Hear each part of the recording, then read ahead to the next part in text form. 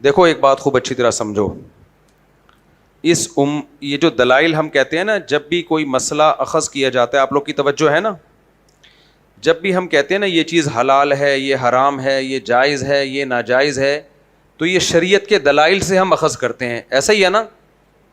کیا خیال ہے؟ اور شریعت کے دلائل کتنے ہیں؟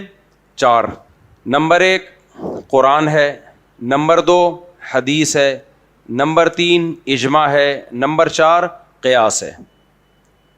قرآن تو دلیل سب مانتے ہیں بھائی، سب سے پہلے مسئلہ کہاں دیکھا جاتا ہے؟ قرآن میں۔ پھر قرآن ہی نے حکم دیا نبی کی اطاعت کا۔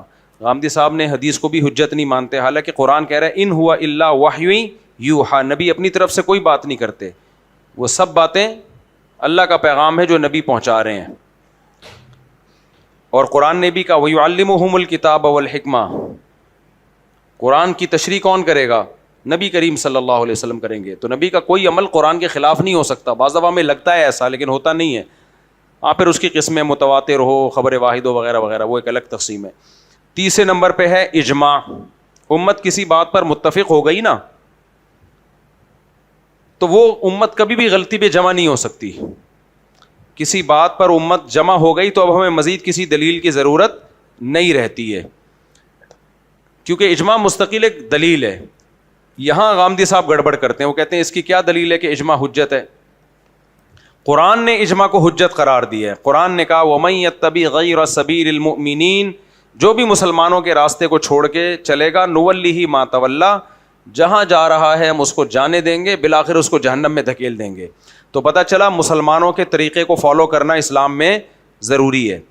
میں نے ایک دفعہ یہ بیان کیا تھا تو نیچے کسی نے کمنٹس کیے ہوئے تھے کہ لو بھائی یہود و نصارہ بھی تو اسی طرح تباہ ہوئے، اپنے علماء کو فالو کیا انہوں نے، اور دیکھا پبلک کیا کر رہی ہے۔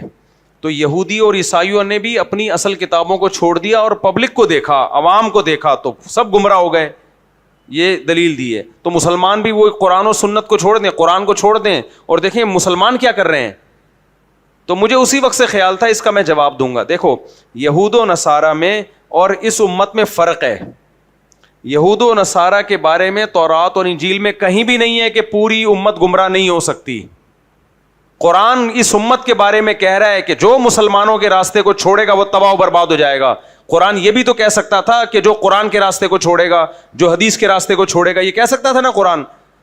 قرآن نے یہ کہا وَمَن يَتَّبِعْ غَيْرَ سَبِيلِ الْمُؤْمِنِينَ، مسلمانوں کے راستے کے علاوہ کسی اور ٹریک پہ چلے گا گمراہ ہو جائے گا۔ کیا مطلب؟ اللہ کو یہ بات معلوم تھی کچھ لوگ قرآن و سنت کی وہ تشریح کریں گے جو مسلمانوں کے طریقے کے علاوہ ہوگی، جس پر اکثر مسلمان نہیں ہوں گے۔ اس میں اللہ نے گواہی دے دی ہے کہ یہ امت یہود و نصارہ کی طرح نہیں ہے، یہ امت گمراہی پہ جمع نہیں ہوگی۔ اس میں جو قرآن و سنت کو مسلمین کی بڑی تعداد فالو کرے گی، تو قرآن و سنت کی کوئی بھی ایسی تشریح لے کر آئے جو عامۃ المومنین وہ تشریح نہیں کر رہے ہوں، تو اس کا مطلب وہ گمراہی کے راستے پہ لے کے جا رہا ہے آپ کو۔ اور اس کی ایک عقلی دلیل یہ ہے کہ یہود و نصارہ کو کے پاس جو پیغمبر آئے وہ آخری نبی نہیں تھے، جبکہ اسلام میں جو پیغمبر آئے ہیں محمد صلی اللہ علیہ وسلم وہ آخری نبی ہیں۔ پوری امت اگر گمراہ ہو گئی، کسی بھی وقت پہ گمراہی پہ جمع ہو گئی، تو پھر اگلی نسلوں کے لیے حجت کون بنے گا؟ غامدی صاحب اس کا جواب یہ دے سکتے ہیں قرآن حجت بنے گا۔ سوال پیدا ہوتا ہے، کوئی قرآن پہ اشکال کر لے گا کہ پوری امت جب گمراہی پہ جمع ہو سکتی ہے تو ہو سکتا ہے یہ قرآن ہی غلط پیش کر رہی ہو، ہمارے سامنے قرآن پیش کرنے میں غلطی کر رہی ہو۔ تو اس لیے اجماع سب سے بڑی دلیل ہے۔ اور ایک بات یاد رکھو، اجماع کا دلیل میں تیسرے نمبر پہ آتا ہے اجماع، لیکن رتبے میں اجماع تیسرے نمبر پر ہے، عملی طور پر اجماع پہلے نمبر پر ہے۔ اجماع جو دلیل میں جب پریکٹیکلی فالو کیا جائے گا تو سب سے پہلے اجماع کو فالو کیا جائے گا۔ بات آ رہی ہے سمجھ میں؟ دیکھو کچھ لوگوں کے پاس کچھ اختیارات ہوتے ہیں اور کچھ ان کے ماتحت ہوتے ہیں، لیکن پریکٹیکلی اس ماتحت کا درجہ کم ہونے کے باوجود پریکٹیکلی اختیارات اس کے پاس ہوتے ہیں۔ اور آسان مثال دو، آپ میدان جنگ میں لڑ رہے ہیں، میجر آپ کی کمانڈ کر رہا ہے۔ کون کمانڈ کر رہا ہے فوجیوں کی؟ میجر۔ اس وقت اس میجر کے ماتحت جو فوجی ہوں گے نا، پریکٹیکلی ان کی نظر میں اس اپنے آفیسر کی ویلیو چیف آف آرمی سے بھی زیادہ ہوگی۔ نہیں آئی سمجھ میں بات؟ پریکٹیکلی وہ اس میجر کے آرڈر کو فالو کرنے کے پابند ہوں گے. حالانکہ ہو سکتا ہے 5 سال پہلے آرمی چیف نے ان کو کچھ اور کہا ہو. اس سے یہ نہیں ہوگا کہ اس میجر کا درجہ آرمی چیف سے بڑھ گیا ہے, بلکہ خود اس آرمی چیف ہی کا بنایا ہوا قانون یہ ہوگا, وہ بھی اسی پہ خوش ہوگا. بھائی میدان جنگ میں تم نے اسی کو فالو کرنا ہے جو تمہارا آفیسر ہو.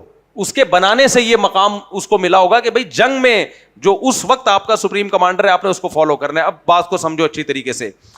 قرآن نے ہمیں یہ بتایا, حدیث نے ہمیں یہ بتایا کہ امت کبھی بھی گمراہی پہ جمع نہیں ہو سکتی. اللہ کے کہنے سے ہم نے یہ مانا ہے. اس پہ بہت ساری حدیثیں, متواتر حدیثیں اجماع کی حجیت پر.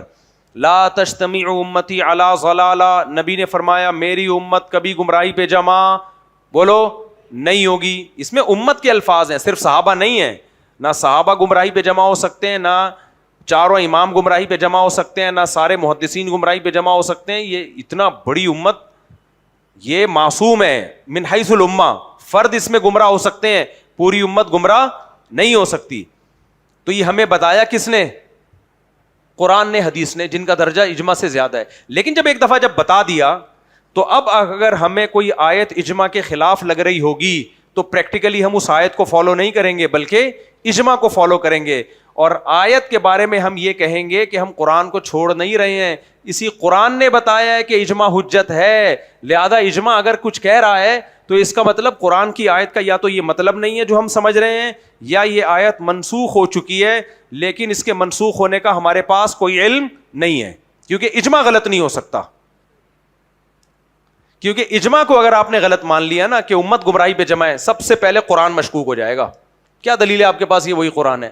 بھائی پوری امت سینہ بسینہ نقل کرتی چلی آ رہی ہے اور یہ امت گمراہی پہ جمع نہیں ہو سکتی. تورات غلط میں تحریف ہوئی نا, پوری غلط نہیں ہے لیکن تحریف ہوئی. کیوں؟ وہ لوگ گمراہی پہ جمع ہو سکتے تھے. انجیل میں تحریف ہوئی, کیوں؟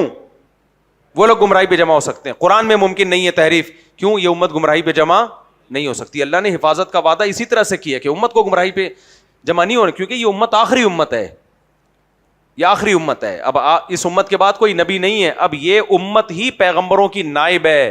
اس امت میں انڈیویجولی گمراہ لوگ ہو سکتے ہیں, میں غلط ہو سکتا ہوں, آپ غلط ہو سکتے ہو, سارے غلط ہو جائیں یہ نہیں ہو سکتا.